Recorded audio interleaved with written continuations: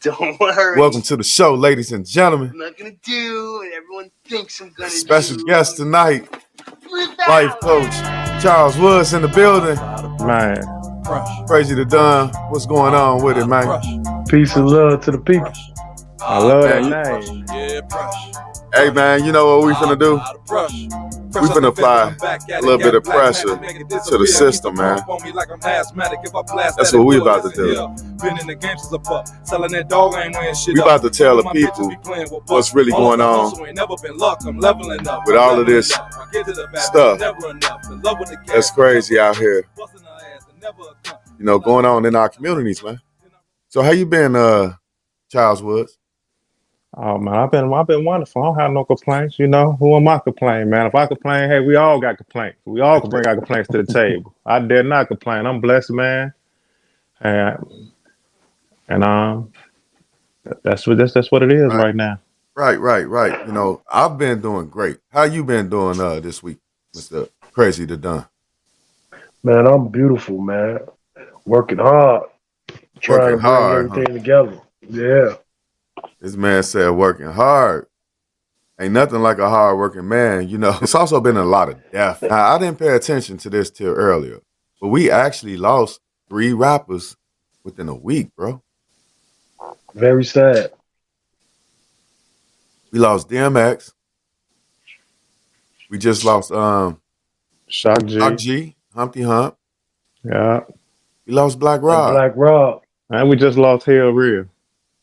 Hell Real? Wow, for real? Yeah, Hell Real. They say just died. Damn. Oh man, that's bad, man. Ooh. He was a great rapper too. Yeah, man. What's going on with these rap cats, Charles? Man, I really do. I really call it the purge. You know, it's time for the old guard to pass on, allow the new guard to take over, man. That's just, you know, that's what it always comes down to. It just boils down to what type of baton the old guard passed on to the new guard. You know, all our destination is we all taking that same travel. We all traveling that same road. So death, we all gonna meet death. So, you know, it's just really boils down to what type of legacy you leaving behind, and what type of baton you passing on to the young to keep moving on. Man, what you think going on, man, with all these rappers dying, Christ? Well, I'm gonna say this, right? Death is not an enemy; it's a friend. When the job of man is done, you know, he just there to cut the strings that bind. You know what I'm saying? Basically, what I'm saying is, right, is exactly what the brother just said. It's the passing away of the old guard. Now, the state of what they left behind will speak directly to the next and the next generation, man. You know what I'm saying? We just gotta sit back and watch what the legacy was that they left. You know what I'm saying? And what the new generation gonna leave to the next generation. No doubt. Man, you know, I just think about it and say these older rappers, man, they gotta start taking care of themselves more better. You know, you can't drink every single night hard liquor or, you know, for years and years. Like, I feel like they were conditioned into that by the entertainment industry.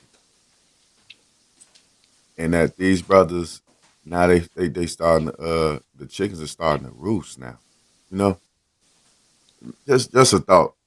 You remember that song, who was that? I think that was that Ludacris? You know, all this drinking gonna catch up and all that smoking gonna catch up. Mm-hmm. Some niggas just really don't give a fuck.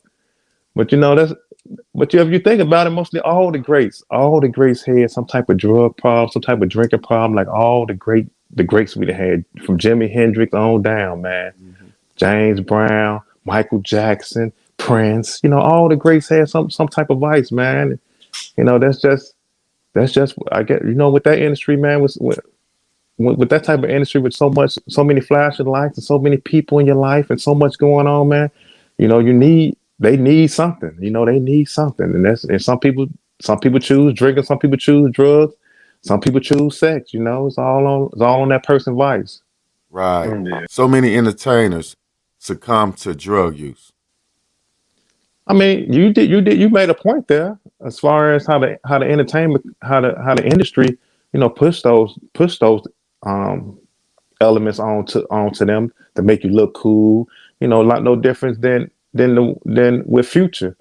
Future don't even really do drugs from what I understand.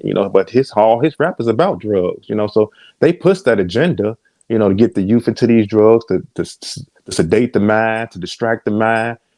This is an agenda for the urban community. This is the agenda to keep black people, embedded with drug use and alcohol use. This the number one this the number one money maker in America. These the number two money makers in America, drugs and alcohol.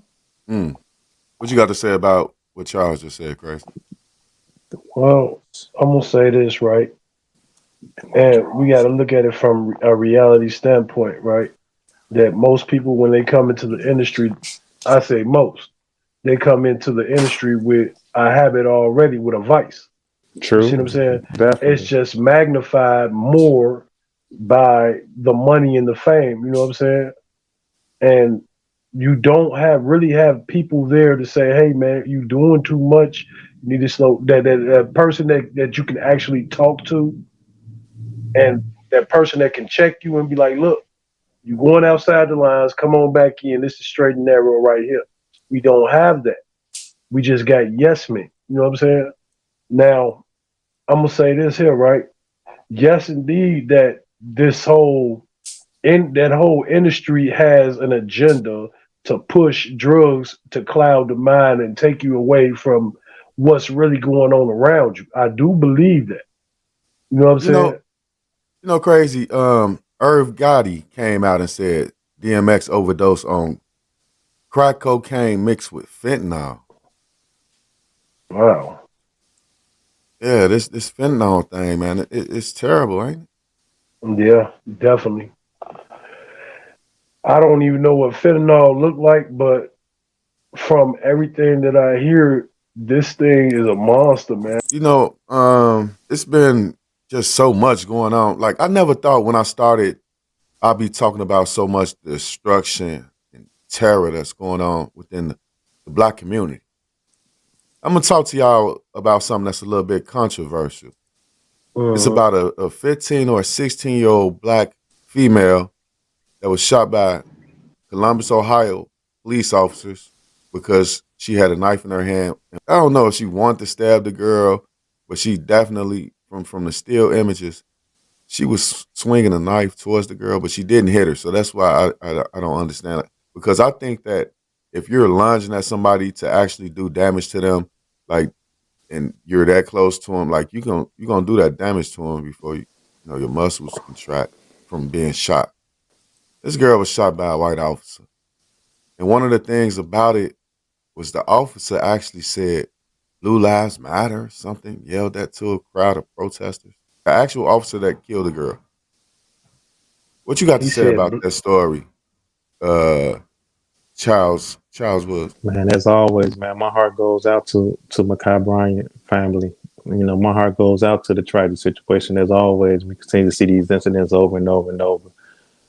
And I really think I really think on the side of the law enforcement, as I've been making highlighting, is that you know we are considered enemy combatants from the war on drugs to any war. When America launched a war like the war on drugs, the war on crack, the war on guns, the war on all these wars is targeting urban black communities. So when you put the word war in front of anything, then you at war. So how these people are trained when they go into these academies and when they having their meetings and when they having their union meetings. These men are trained. These people are trained. These men and women of law enforcement are trained that they are at war. They are at war with a group. We are at war with a group of people, with a community. So when they come into our communities, they don't see us as human beings. They don't see us as a 16 or children. They don't see children. They just see enemy combatants. They just see people that they must come in and immediately kill, immediately shoot, immediately harm, because that's how they are trained. These people are savages. These people are beasts. These people are evil people. These people are bad. This is what they are embedded in their mind over and over and over and over. So when they enter these communities, they automatically feel like they at a disadvantage. They already feel like they have to come in with brute force because this how they trained, this is how they looked at us.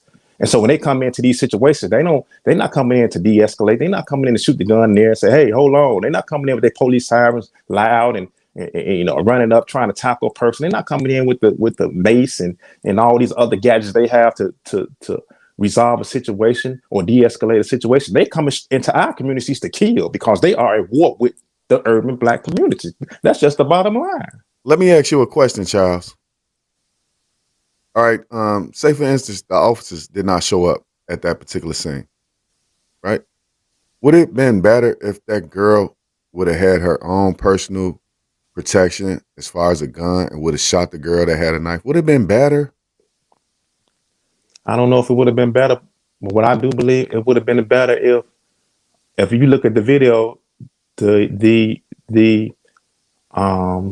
Ma'Khia Bryant father was there. He was there. He actually, I think, participated in the fight. He kicked the young girl on the ground. The officer run up.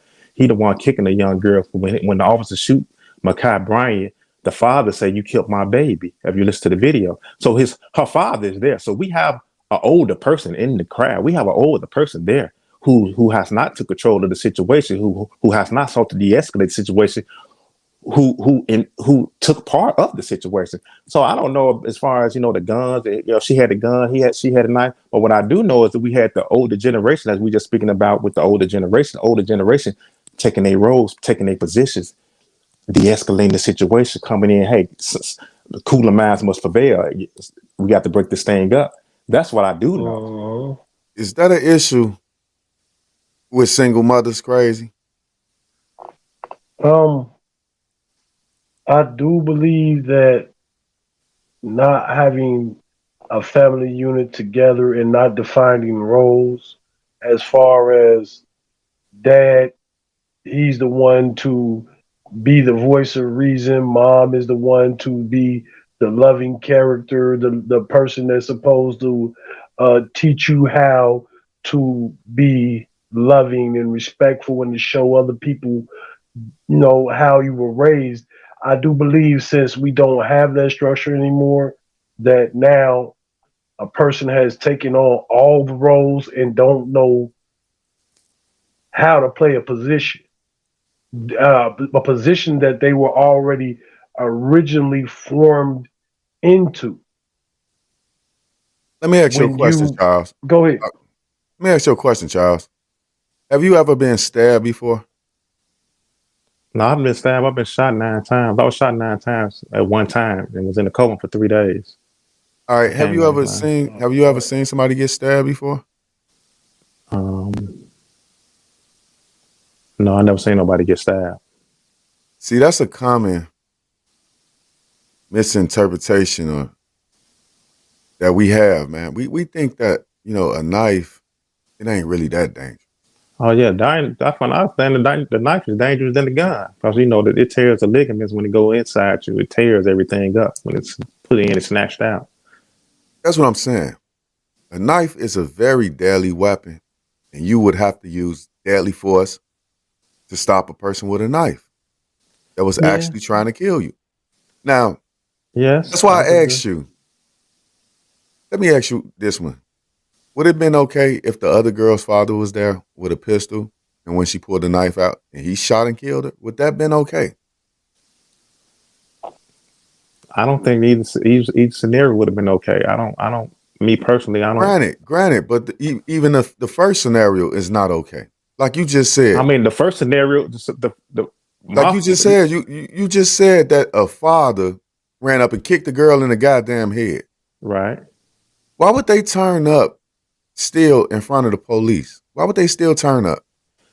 I mean, once you get to an escalator point in any argument, once you get to an escalator point, it's no rationale no more. You in a heated state. You in one of your most evilest state. Your adrenaline rushing. You don't hit nobody. You don't hit nothing. It's just like when we turn up without the police around, everybody just yelling and arguing. You might have a sound person in the crowd saying, "Hey, chill out, G, or chill out, my man." Man, calm down. You don't hear nothing they saying. Or they could be standing right in front of you, pushing you away from the person. You study trying to get to that person. You never realize that this person told you to do this or do that until something a tragic situation take place, and then everybody come back down to react, come back, their emotions calm down, their adrenaline start pumping, they come back too. Then they realize, man, I was tripping out. Then your man tell you, man, I was trying to tell you, to chill out. I told you, man, dude had a gun. Or I told you, the situation wasn't right. But at an escalated point, nobody hit the police or nothing. But I guarantee you, had he shot that gun up in the air a couple of times, they would have heard that. I guarantee you, people would have got the ducking had he shot that gun up in the air and started shooting at a person. Crazy to done. Do you believe in black folks having the right to bear arms? Yes. Yes, I do believe in the right to bear arms. Do you believe in stand your ground? I definitely believe in a form of stand your ground. I definitely believe in a form of it. But in the law books, I don't believe in that. Back in the day, it was called self-defense. You know what I'm saying? Do you believe in self-defense? Yeah, I believe in defending yourself. Most definitely. Using deadly force in self-defense? Yeah. If you protecting your life and the life of your family, yes. Like Charles Woods just said, these people get into a crazy, they just black out, and they're at their most deadliest form, right? Right, Charles? Right. Do you believe in the black man's right to bear arms, Charles? When you say believe in a black man, I mean it's not. I don't think in America the black man don't have a right to bear arms. I don't think that's a law. I think everybody have. I mean, if what it depends on your state, you have the right to bear arms if as far as your background and criminality and things of that nature. So as far as just you singling it out, just does the black man have a right to bear arms? The black man definitely have a right to bear arms. The black man do bear arms. Let's just be clear on this. It's not like the black man don't bear arms. Let's get Black man have plenty hypothetical real guns. quick, Charles. Yeah, speaking of that, we just had guns right advocate Trey Vietnam on the show last week. Give it up for Trey. You know what I'm Yes, saying? sir. Yes, sir. And he got what he say he got crazy, a bulletproof mask, and Bulletproof helmet, bulletproof vest, AR-15. Yeah, got the AR-15s. What he giving his kids crazy? They have shotguns, and he wanted to get them some handguns. So let's get this correct. Let's get this correct, Charles. It's okay for somebody, for your life, if your life in danger from a guy wielding a knife, it's okay for the cop to shoot in the air. The hope that the guy, just stop, or he just stopped right then and there. In hopes of that. The objective here is when the police come in, they are coming in as an authoritative figure. So they're not like if it was her father had the gun and he just shot because he It brings me back to my earlier question for you. It brings me back to my earlier question. If somebody was approaching you with a knife and there was a cop there, are you too G to let a cop save your life? I'm not too G. Even from a burning building, or no, I'm not. No, sir. No, sir. I don't like have no gripe with the cops. Me personally, I don't. Let's just say this was a lion. Would you want the cop to shoot the lion? Yeah, I will want the cop to shoot the lion to save your life, right? I hope to save my life. Yeah. So what's the difference from a lion about to kill you and a human about to kill you? The cop don't know who if she's really finna do it, right? Right. The cop don't know nothing. But what I'm saying, as far as with the cop is highly trained. I asked you, brother. Wait, hold on. I just asked you, brother. I said, is it okay for a cop to save your life from a guy with a knife, man? Is it? That's what I'm telling you. Yes, it's okay for a cop to save my life, but it's not. So why is it not okay for the cop to save the other young lady's life that was about to get stabbed in her face? She was aiming at the top. I never said it wasn't okay. She wasn't trying to shank her in the side. You know what I'm saying? She was aiming at the top, bro. Yeah, And I even if she understand that. wasn't gonna do it, why the hell would you turn up in front of the police? I would. My Almost point. to me, she begged to get killed. And My. you say that can't nobody slow down in the heat of the moment. You think so? Hell yeah. When have you known somebody to slow down in the heat of the moment? Look, man, it's When all you in how talk, you when want you this talk to about, end. when you talking You about, got deadly weapons. When you but you talking have to about deadly weapons, once again, you have to be clear on when what you we talking talking about. about deadly weapons But though, you have to be clear what we talking about here. We have to you not, when you talking about you singling out just the deadly weapon of the knife. You still not talk. We still not talking about the mind frame of these people. We talking about teenage kids. We talking about kids. We're not talking about fully doesn't matter. developed. I We're asked you, not does talking it? about fully developed All minds right, here. I So when said you her have father. adults, when you have a police officer come in to have multiple ways to de-escalate a situation besides shooting and killing the person, then you must use those means. If the cop came in and could use his taser on the lion, then use the taser on the lion. More, Come on, man. We if you both know have the that the option, tasers. if you have the option to do these things, then you use these things. Why do Come we on, have man. when are these things, when are the black community ever afforded these tactics? What is the point of having these things if these measures are never ever used? We have been continuously having black shootings over, black people getting killed over and over and over, but none of the other measures are being taken. So you telling me on this incident, okay, she had a knife. On this particular incident, she had a knife. You still have opportunities to employ other tactics. You have freaking mace. You have freaking you have a doggone taser. You have things. You actually have the gun. If you shoot this thing and don't hit nobody, people gonna start ducking. So that's my point. My point is not saying that hey he wrong for actually shooting her. I mean, if you did want to shoot her, it's you don't have to shoot her 4 times in the doggone chest. Neither. I mean, you are a trained person here. You go to the shooting range all the freaking time. You should be able to aim and shoot a person. You should We be can able agree to. about the You four supposed shots. you supposed to be able to aim and de-escalate a situation. And whether you hit her in the leg, whether you hit her in her arm, but to bang her up 4 times in the chest, nah, come on, man. I can't roll with you on that one. And I'm not saying that, and I'm not saying the officer, and I'm not saying that the officer is really wrong here. But what I am saying is that doing the environment and the times that we are in, officers must begin to show more discretion, must begin to come in with that, must begin to use their tactics, must come in more wiser, must come in to know how to. Hey, we have to de-escalate this thing differently. We have to use different tactics in these communities. We can't keep coming in just going in banging people up like this. What if the cop was black? Would it have Man, been better? it doesn't make a difference. He's black, white, Mexican, Chinese. It doesn't make me a Let me difference. ask you this, Charles Woods. So would you trust the taser life or death situation? Would you Heck trust the yeah. taser?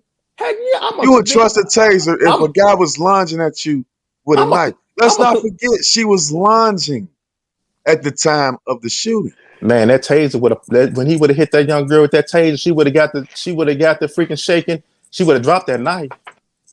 I don't think the Yes. operating time of a taser works. What do you got to say about this situation? Crazy, the done. First of all, yes, a taser works.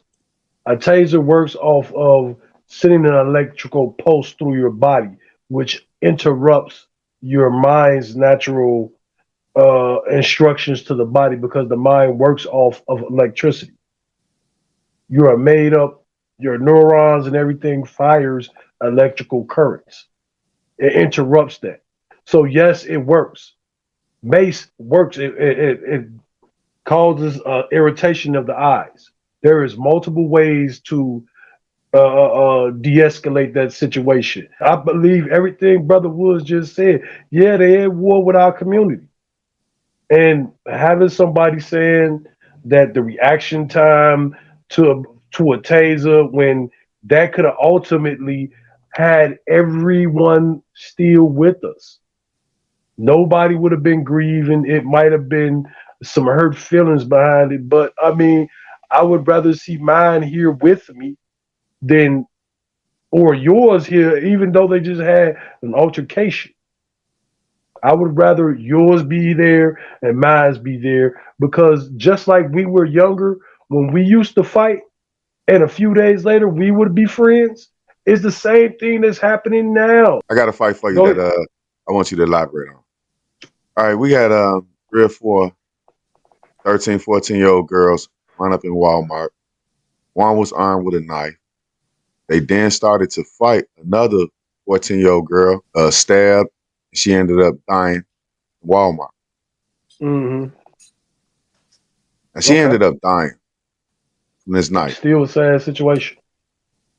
Sad All right. situation. So that's to let you guys know knives kill. You don't know when it's gonna happen. You just both of you guys agree that you want to stand your ground. You want to be able to stand your ground. You want to be able to protect your family. If you walked outside, saw a young lady walking towards your daughter with a knife, raise her arm up as if she's about to stab her, and you're a licensed gun owner, what are you gonna do? Should you feel Shoot her in bad the leg. afterwards? Man, Shoot her in Shoot the her in the leg. leg. God willing, that don't Shoot her in happen. the But leg. You can't shoot in I'm, the I'm not blasting. precise spot. I'm not blasting her 4 times. I'm telling you, I'm not gonna blast her 4 times.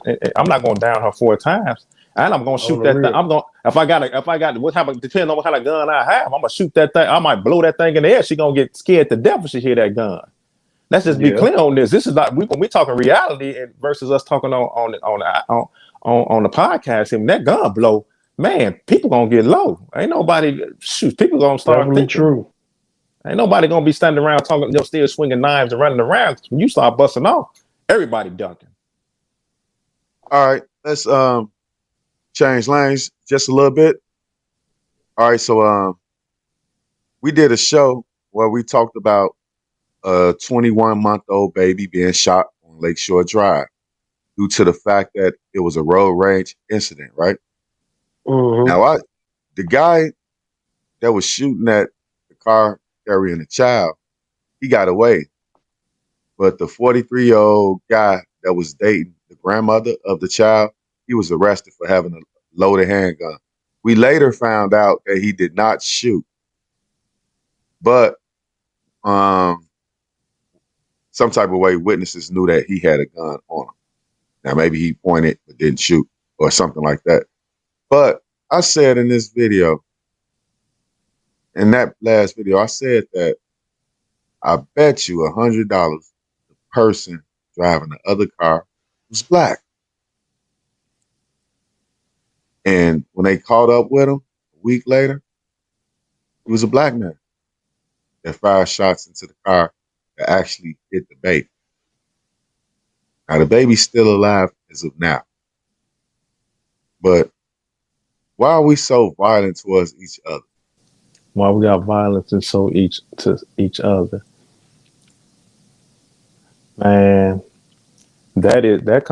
Once again, that comes from the condition of our communities first and foremost. I mean, that still come from the war on drugs launched in the '80s from Ronald Reagan. So this violence we turned on each other. You know, when they flooded our communities with guns and drugs and took all the jobs out of our communities. When these drugs came in, when the crack era came in, when all these guns got dropped in our communities. I mean, when they cut the lights off in our communities, man, they left the people in the darkness. We turned on each other. So it's not necessary that we violent to each other because a lot of love is still shown in the communities. They highlight it like it's just the black people that's just so savagery towards each other. It's just so much black on black crime. They highlight that to a high level to the world. So when we enter other countries or when people come from other countries, they automatically look at the black man. They automatically seek to fear the black man. That's just a projection that, you know, you're supposed to fear black people. The black people are evil. They kill each other. That's all they do is kill each other. But they don't talk about the backdrop of how they left these communities ravaged with no jobs, ravaged with low economic investments. How they took all the fathers and the uncles and put them in jail for 20 and 30 years and left the nephews and the kids and the sons and the daughters out here to fend for themselves. No, they don't highlight these type of things. So when our kids and our nephews and cousins were left in these communities, when I went off and did 20 years, and some of us went off and did life sentence, was gone for 20 and 30 years, these young kids, they turned to what was left in the community, these guns and these drugs, and they was mad. They mad and angry. They don't have they wasn't given guidance. They wasn't given good insight. The educational system, public educational system is in shams. So when you have this, this is where the violence come from. This is where the madness and the anger come from. Let me ask you this question, Charles. Is things getting better with the Black community than 20 years ago, or is it getting worse? I would say due to the social media, due to the social media outlet, it get portrayed that as if it's getting worse. But when you look around to all the incidents, from the George Floyd incident to any type of incident that happened with Black America, you see Black people really come together. You really see Black people out here, fighting for a cause. You really see the love.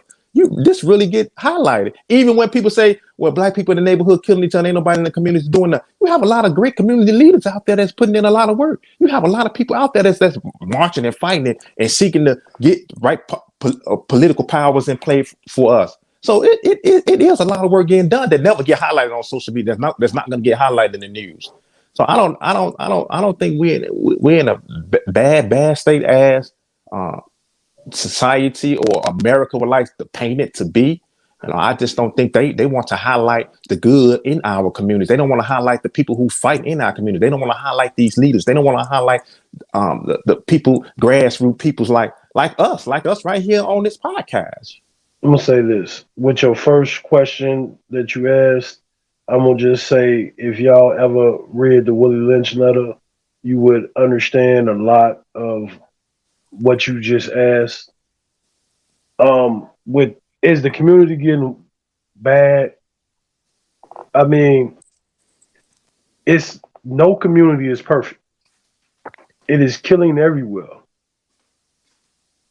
You just seeing a microcosm of what the world is. It's just that nobody wants to show the good. Everybody wants to show the evil that men do. You know what I'm saying? And we don't talk. This society basically just does not want to talk about anything that is positive, anything that projects greatness. Oh, they'll do it for an individual, but they won't show that a community is actually building on top of each other to something spectacular. It may seem like it's getting bad, but it really ain't if you pay attention. I love my neighborhood. I love my people. Okay, that was powerful. Yes, That was sir. powerful. No, I just don't know how to differentiate. I mean, I just don't know how that we can separate the fact that this was a young teenage girl. I don't think that she should have got shot 4 times. But somebody's threatening your life. You have a duty to stay living. You know what I'm saying? So, just like the 13-year-old kid that was shot in Chicago, that child, he had a whole life ahead of him. Feel me crazy? Yeah. I'm going to say this here, right? Now, the human body, you don't have to aim at the center of a mass in order to take down a person. Like I said, that officer could have aimed for her leg, could have grazed her arm. Because she's talking crazy to me, I'm going to do something to her and hurt her. And no, we don't need to do that. Look, man, moral of the story, we do have to learn to turn down sometimes. I think it's all about mental illness. Mental illness. She didn't think far enough ahead to realize that it was going to cost her life, or it could have cost her life. She didn't look that far ahead. The father evidently is a mental case. You know what I'm saying? This guy attacking people in front of the police. Youth at that. Let's not forget these are teenage girls. These are teenage girls. But you can't let them attack your daughter as well. You have to get physical with them as well. It's a double-edged sword. Because like I said, I might not shoot 4 times into a woman, but she won't survive if she's coming at my daughter, my wife, my daughter, anybody, man, woman, child. I want to thank you, brothers, for coming through, man. I appreciate it. I had a blast with y'all, talking to y'all. You know what I'm saying? Appreciate you once again allow me to attend the platform. You're doing great work. I appreciate you. Your guest crazy dumb man. He an inspirational person as well, man. Very positive brother. Spoke very well spoken. Had some great insight as well. You know, I like these type of topics and conversations and able to build and able to continue to build. I think that's, like I said, that's what we need. That's what needs to be highlighted a little bit more, and that's what needs to potentially happen. Meetings of the minds, and that's really all I have to say as far as in regards to summing it up. It's the fight. The fight continues, man. As he said, I love my people as well, and I'm gonna continuously fight. And the objective is to preserve life, because we lose. We study losing life. Is to preserve life and to continue to give the youth, you know, some type of examples and guidance, man. That's what they need. I dropped a video. Like I said, I drop a video every week. I just dropped a video in regards to basically some of the topics we've been talking about. It's on my Facebook, Charles Woods. You go on my Instagram, Charles Woods, like Life Coach CW. What else? I'm on my YouTube, Life Coach CW as well. Also, yeah, I'm doing. I have my book. I have my book coming out soon. Ambition of a Hustler. It should be coming out in August. Okay. I'm in the editing phase of that, so that should be coming out soon. So I have a lot of things that works right now. All right, man. That sounds great. Hey, man, crazy. You've been great as usual. You know what I'm saying? I just want to tell you, brothers, peace, and I'm gonna holler at y'all later. Peace, brother. Peace and love. Hey, brother Charles, Yes, sir. you a very powerful brother, man. Very powerful. Thank you, sir.